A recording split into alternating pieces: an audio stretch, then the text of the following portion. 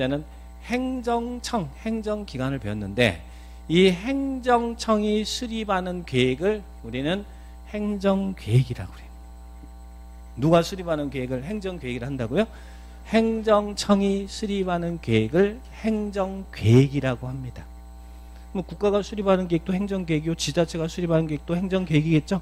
거길 다 행정청이라고 했으니까 행정청이 수립하는 계획을 행정계획이라고 해요. 자, 그러면 우리 국토계획 및 이런 법률 배울 거 아니에요. 그래서 여러분 많은 행정계획이 나올 거거든요. 그래서 이 행정계획의 의미를 좀 보세요. 자, 행정청이 왜 계획을 수립할까? 자, 여러분 질문할까요? 여러분이 이제 12월 되고 1월달 되면 1월 초에 여러분들은 떠오르는 태양을 보기 위해서 일출을 보기 위해서 자 어디 갑니까? 가요? 안 가? 안 가셔요? 그래도 한번 간다고 하시고 자 그래서 저기 이제 동해로 갈까요? 자 그 떠오르는 태양 이제 일출을 봅니다. 일출을 보면서 여러분이 떠오르는 태양 일출을 보면서 뭘 하나요?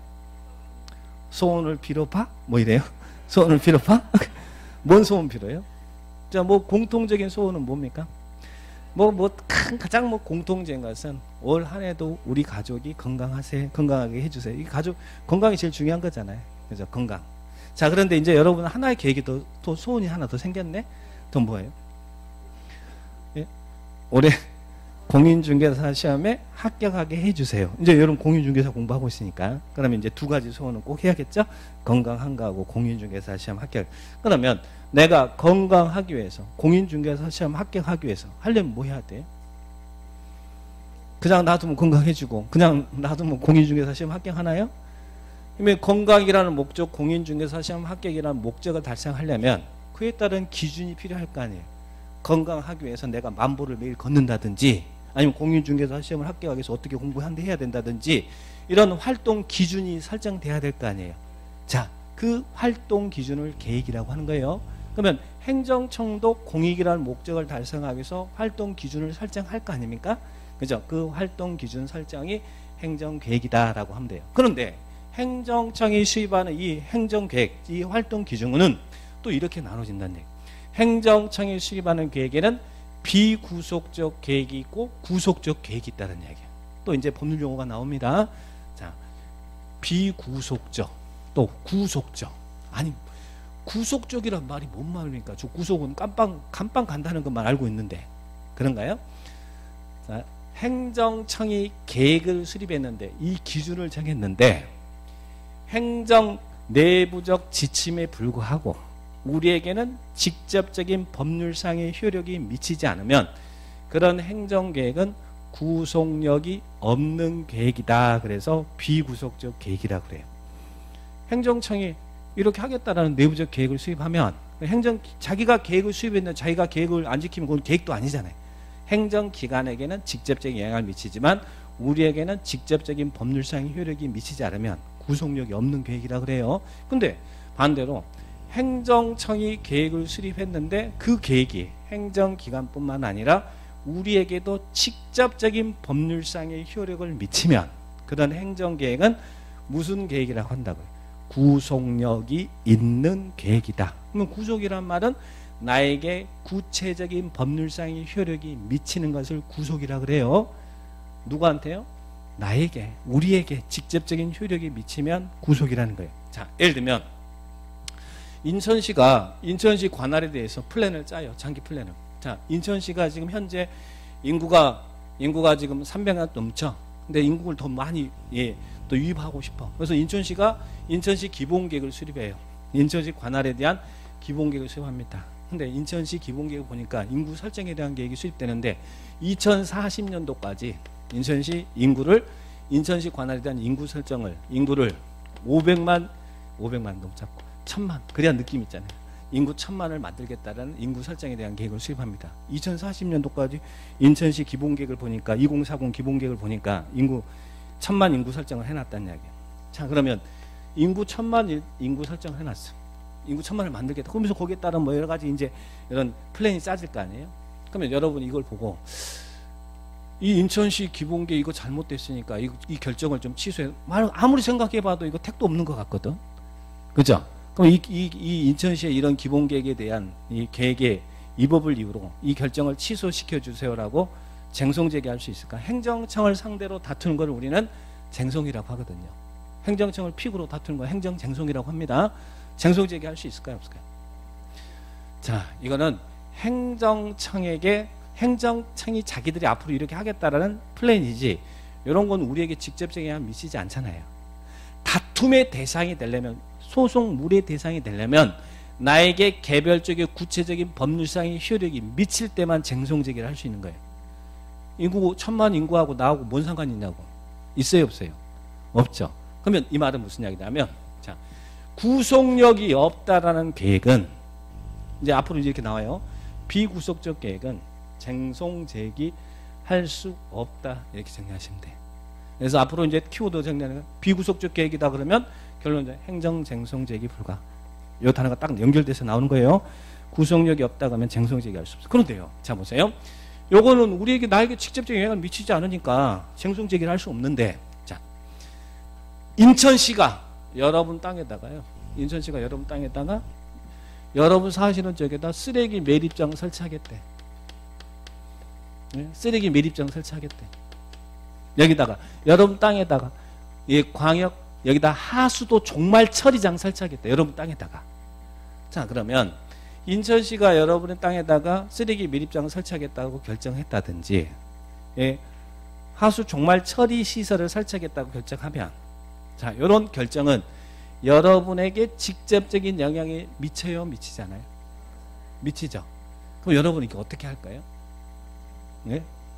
아니, 왜 쓰레기 매립장은 어딘가는 설치해야 될 거 아니에요? 인천시 전체를 위해서. 그리고 또 하수 종말 처리 시장도 어딘가 설치돼야 될 거 아니에요? 그죠? 근데 다 설치의 필요성은 아는데 우리 집만큼은 안 되죠. 안 그래요? 이 현상이 뭔 현상이에요? 냄비 현상? 아, 학계로 해서 님비 현상? 예. 자, 그러면 이런 결정은 우리에게 직접적인 영향을 미치니까 여러분이 어때요? 여러분이 인천시의 이 결정이 잘못됐으면 이 결정을 취소시켜 주세요. 취소 심판, 취소 소송, 쟁송 제기할 수 있을까요, 없을까요? 구속력이 있다는 말은 내가 거기에 따라야 될 의무도 있지만, 자, 쟁송 제기할 수 있다는 이야기예요. 그래서 앞으로 구속적 계획 그러면 쟁송 제기 가능, 이렇게만 딱 체크하시면 돼요. 다른 거 다 필요 없어. 비구속적 계획 그러면 쟁송 제기 불가. 그래서 구속 비구속을 나누는 기준은 뭘로 기준한다고요? 나에게 영향을 미치냐 미치지 않느냐. 우리에게 직접적인 효력이 있으면 구속적 계획, 예, 직접적인 효력이 없으면 비구속적 계획. 그죠? 그래서 이제 앞으로는 비구속적 계획에서는 나중에 막 수립 승인이라는 단어 나오고, 여기는 이반 결정이라는 단어가 나오고, 나중에 정리할까요? 주민 의견 청취 방법은 뭐 공청회 개최하고, 여기는 열람을 통해서 한다. 이건 나중에 볼 것이면 지금은 넘어가셔도 돼. 자, 그리고 이제 앞으로 많은 행정계획, 너를 부를 때는 이름이 있어야 되잖아요. 행정청이 수립한 계획도 이름이 있어야 될 거 아니에요? 그래서 뭐 광역도시계획, 기본계획, 뭐 종합계획, 뭐 이런 명칭이 붙어요. 그러면 광역이나 종합이나 기본이 단어가 붙으면 나 구속력이 없는 하나의 방향만 설치하는 계획이고요. 그리고 관리라는 단어가 나온다. 관리라는 단어 나오면 구속력 있는 계획이다, 이렇게 표현합니다. 근데 여기에서는 이 두 가지만 일단 기억하시고, 자, 그러면 행정청이 수립하는 이런 행정계획은, 행정청이 수립하는 게 행정계획이라는 걸 아시겠죠? 그런데 행정청이 수립하는 행정계획은 무슨 원칙이 있냐면 적합성의 원칙이 있어요. 적합성의 원칙. 자, 우리 행정조직이 아까 국장이 있었고 시도의사가 있었고 시정군수구청장이 있었죠. 상하관계였잖아요. 조직 기억나시죠? 왜 행정청이 수립하는 행정계획도 상위계획이고 하위계획이 있다는 얘기. 좀 이따 우리는 행정계획을 배울 텐데요. 자, 광역도시계획이라는 것도 배울 것이고, 그 다음에 기본계획이라는 것도 배울 것이고, 관리계획이라는 것도 배울 거예요. 광역기본 다 비구속적 계획이네. 광역기본 나오면 구속력이 없다고. 아직은 그건 몰라도 되지만. 자, 그러면 위에 있으면 상위계획이에요? 밑에 있으면 상위계획이에요? 윗사니까 상위계획이 하위계획일 거 아니에요. 그러면 행정청이 수립하는 행정계획은 무슨 원칙이 있냐면 하위 행정계획은 상위 계획에 적합해야 된다. 이게 적합성의 원칙이에요. 적합한다는 말, 다른 말로 부합되어야 한다. 적합이나 부합은 같은 말입니다. 하위 계획은 상위 계획에 적합해야 된다. 이걸 적합성의 원칙이라 그래요. 적합성. 그러면 만약에 상위 계획의 내용과 하위 계획의 내용이 부딪힌다. 그럴 때는 뭐가 우선한다고? 상위 계획이 우선해야 된다는 얘기. 그런데 여기를 계획과 계획이 부딪히면 뭐 높은 사람의 결정에 따른다. 막 시험에 그렇게 내요. 틀렸죠? 상위 계획과 하위 계획이 부딪히면 뭐가 우선한다고요? 상위 계획이 우선한다. 충돌하면 상위 계획이 우선한다. 그래서 나중에 광역도시계획과 기본계획이 부딪히면 뭐가 우선한다고 할까요? 광역도시계획이 우선한다. 이거 시험 지문에 여러 번 나왔거든요. 상위 계획이 우선한다. 상위 계획이 우선한다. 이렇게 기억합니다. 그리고 행정계획은 적합성이 원칙이 있다. 하위 계획은 상위 계획에 적합한다. 그러면 상위 계획은 어떤 역할을 하느냐? 상위 계획은 하위 계획을 수립하는데 지침을 제시해야 된다. 지침을 제시한다. 그래서 상위 계획은 하위 계획에 지침을 제시한다. 그래서 행정계획의 일반적인 성질을 정리를 딱 합니다. 그래서 여러분이 지금 이제 국토계획법 들어갈 건데요. 여기에서 용어 정리할 건데 여기서 여기서 행정조직. 자, 행정조직의 시도지사 누군지 기억하시고 시도 누군지 기억하시고 관할구역 어딘지 기억하시고 그건 기억해 주셔야 될 부분이에요.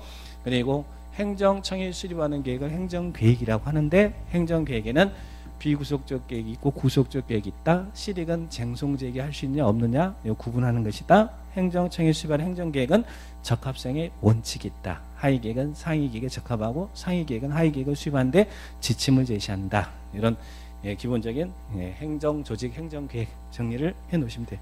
거기 있는 유물에 나와 있죠? 자, 그렇게 기억하시기 바랍니다. 자, 그러면 기초자질 끝났으니까 우리 기대되는 설레는 뭐 배울까? 국토계획법 배워야겠죠? 자, 여기는 좀만 쉬었다 하겠습니다.